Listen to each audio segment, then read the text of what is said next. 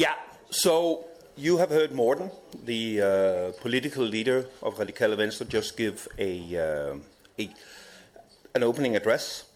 And I will make it a little bit more practical. I thought that was my role today. But of course, as Morten said, the challenges we are facing in Denmark are very, very different from the challenges you face in Russia.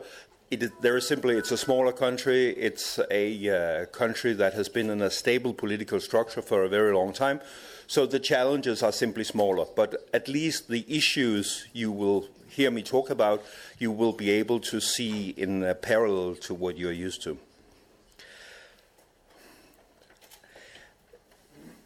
Radikale Venstre is a party that was founded in 1905. And because we have proportional elections in Denmark, even though we are a small party, because we have been the party in the middle of the political spectrum, we have been able to be in government very many times during those 100 years. And we have had much more political influence than our party's size, which is sort of swings between 5 and 10%, depending on how the election is going. We have had far more influence than that. So the last period of time, you can say we have been in 3 phases. We have been in an opposition phase. Will the presentation come up? Okay.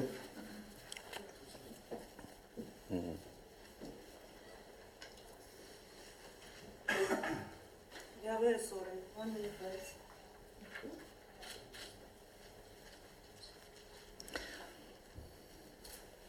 Yeah, next slide.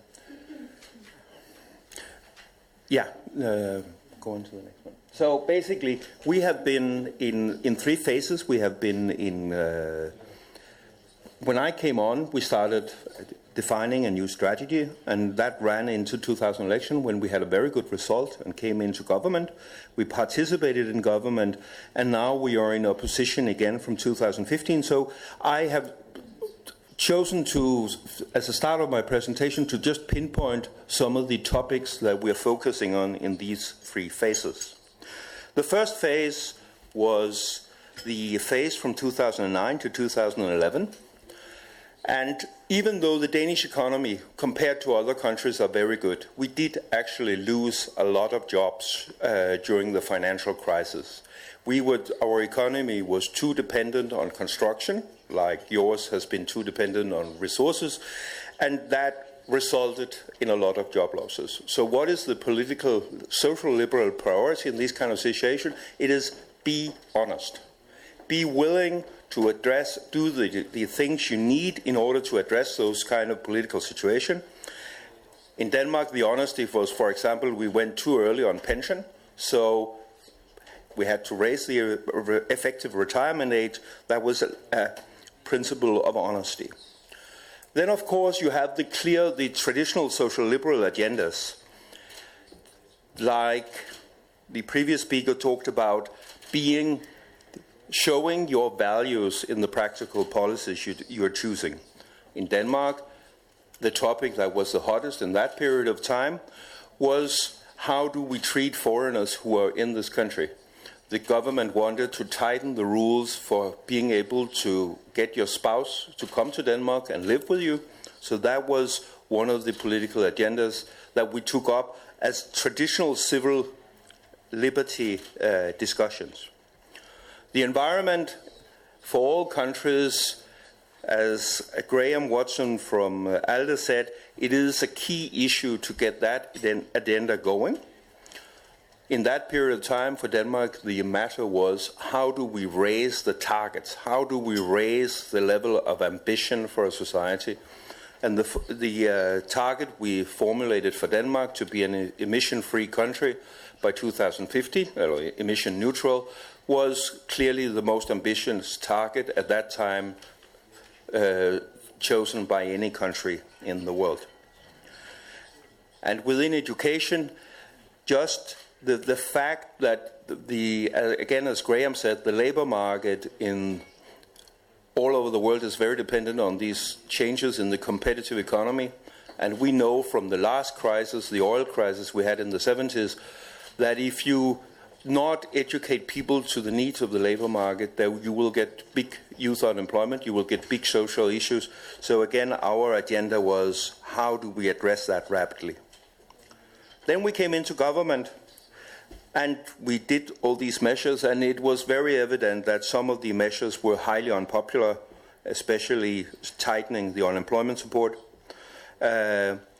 And we had to work practically with the Social Democrats on social liberal issues. And what is interesting probably for you is the fact that when you get into these core social liberal issues, civil liberties issues, liberal parties end up being very alone, because it is not to the same extent the priority of any other types of party. And even though the Danish Social Democrats are very decent people, it is not their priority to the same degree. So we have ended up going for a lot of small improvements for minority groups. So the right of refugees to live outside centers, the right of homosexuals to get marriage in church like any other couple, focus on the adoption rights of homosexuals, etc. So a lot of these social liberal key issues, but addressed by smaller measures in order to forward the agenda without taking huge conflicts. On the environment, the task is that there are always extremely many interest groups from industry and elsewhere who are against those targets. So the political job is to make those targets specific, get them concrete year after year. What is the target for 2020? What is the target for 2025? Making it specific. On the education side, we chose to invest a lot of money in getting more youth educated, but that meant tightening money, conditions elsewhere in the educational budget, and which were highly unpopular. But again, we know that if we had not invested in getting more youth through the system, there would have been more unemployment later on. Now we are in opposition again, and we need to address the demographic changes in society. The Danish society is getting older, not with the same speed as the Russian society, but we are getting older as well, average age. So we have to address that issue, be honest about that issue, and to be very frank, it is an issue which is not well understood by the electorate. So the amount of sort of political education you have to do as part of your strategy on this topic is very big. Another key topic going forward is social mobility. What is very evident in this modern competition society is that it is very hard for people with a weak social background to manage in modern society, because a very high skill base is expected to get into the labor market. So to get a sharper focus on how to get people from weak social backgrounds, get them the same level of opportunities in society, it's politically very difficult, but it is a core issue going forward. I mentioned the environment before, won't do it again. On the civil liberties front, right now, as Morten said, Europe is in the biggest refugee crisis since the Second World War, and simply standing firm on the rights for these refugees, the willingness of the Danish society to take them in, to be willing to let them live in a decent fashion, is a very hard political agenda now. It is the single hottest political topic, and let's face it, we are not going to get big new progresses on this agenda in the coming years. Just standing firm on the progresses we have made is going to be a challenge. On the, oh, sorry. Move on. Oh, you're going backwards. Move? Oh, okay. Further. Further. Okay. If we look at the core agendas, Denmark has been a very, very close ally of the US for a period of time, from 2001. And we have basically, I think we are basically one of the single countries in the world who has taken part in most military actions for a period of time. As you all know, that strategy has not been successful all over. Iraq comes up as a clear example of that strategy not being too successful. So the way the social liberal agenda is on foreign policy is now we want to stay an activist country that is willing to participate in addressing issues elsewhere in the world, but we want that. But we want that to be in a less military fashion. We have been too close to the US, too military focused for a period of time, and we want to rebalance that to a activist issue which is more focused on non-military means and more focused on alignment with our environmental goals, because this is an area where Denmark is an international leader, and we want to use that leadership in our foreign policy activity. Then I just mentioned a couple of the areas which is funny. Privacy over here, a big agenda. Also a big agenda in Denmark. I've taken up the specific topic of data protection here. I know it's a very niche agenda point, but it's interesting because it shows something about the confidence people have in their government. In Denmark, these kind of issues are fairly hard to raise because people's confidence in government is so big that they are not really too concerned. And that is probably a fairly big difference compared to over here. Then I also mentioned here Gazprom. It is the Danish, the commissioner from our party, from Radikale Venstre, who is dealing with this issue as competition commissioner. And I'm fairly sure Gazprom has been misusing its position. But the interesting thing politically about this situation is that there has clearly been European companies who have been earning money by cooperating with Gazprom on these issues.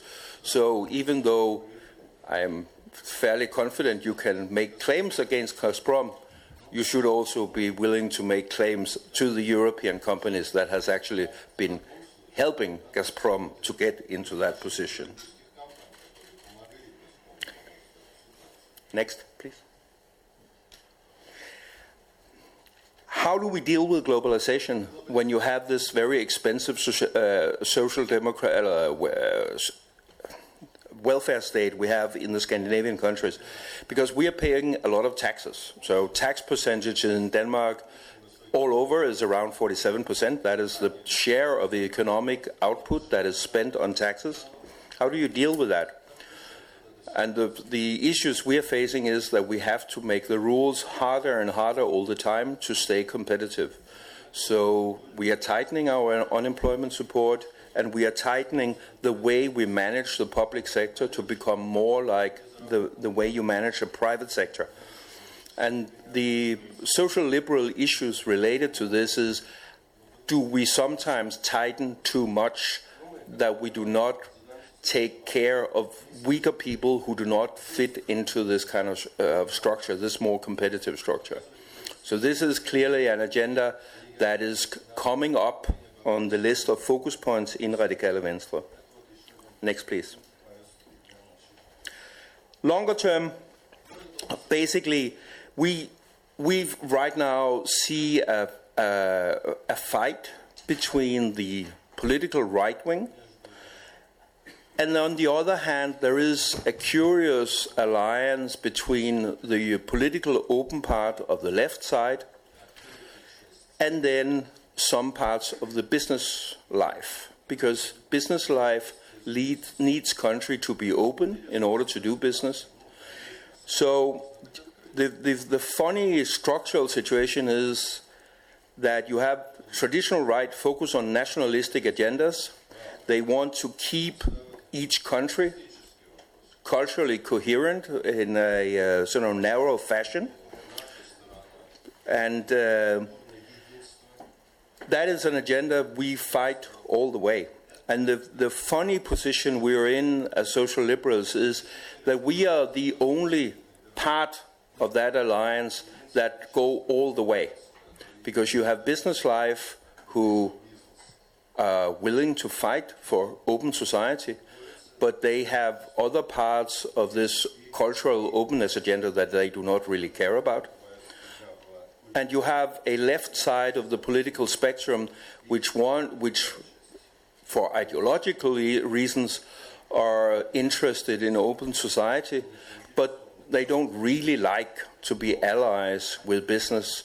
They feel it's an awkward alliance partner. So this alliance, we are the only ones who really feel at home in this political spectrum, being willing to fight this agenda, and we are happy to be aligned with the left, and we are happy to be allied with business, and we look forward to continuing this fight. But right now, it is, as Morten said, a pretty hard fight.